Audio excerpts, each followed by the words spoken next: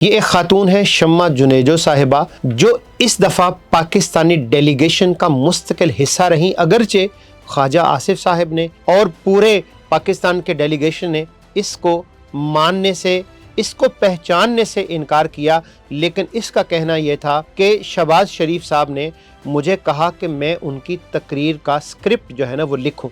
اب یہ نظر آئی پورے ڈیلیگیشن کے ساتھ ریپیٹلی، اس منظر نامے کے اوپر یہ خاتون نظر آئی۔ آج ہم اس کا ایک ٹویٹ آپ کے سامنے پیش کر رہے ہیں۔ شمع جنیجو صاحبہ کیا فرماتی ہیں؟ صدر ٹرمپ کی اسرائیلی وزیراعظم سے ملاقات جاری ہے۔ مہینوں سے چلتی ہوئی بیک ڈور ڈپلومیسی پر اگر ٹرمپ کا 21 نکاتی غزہ پلان کامیاب ہو جاتا ہے تو فلسطینی ریاست کے قیام کے لیے 2 ریاستی فارمولہ مؤثر ہو جائے گا، تو صدر ٹرمپ سے کیے گئے وعدے کے مطابق مسلم ممالک کو اسرائیل کو تسلیم کرنا پڑے گا۔ تو سر، اس خاتون کے اسرائیل کے بارے کے اندر جو موقف ہے وہ پہلے بھی آپ کے سامنے آ چکا اور آج بھی آپ کے سامنے آ چکا۔ اس موقع کے اوپر ہم آپ سے فقط ایک سوال کرنا چاہیں گے، خواجہ آصف صاحب سے اور مسلم لیگ نون سے اور مسلم لیگ نون کے ورکر سے خاص طور پر، کہ خواجہ صاحب اب صرف قوم کو یہ بتائیں کہ تاریخ کی درست سمت کے اندر کون کھڑا ہے، آپ کس کے ساتھ کھڑے ہیں؟ آپ یہ بتائے بغیر اگر دنیا سے رخصت ہو گئے تو تاریخ کبھی آپ کو معاف نہیں کرے گی،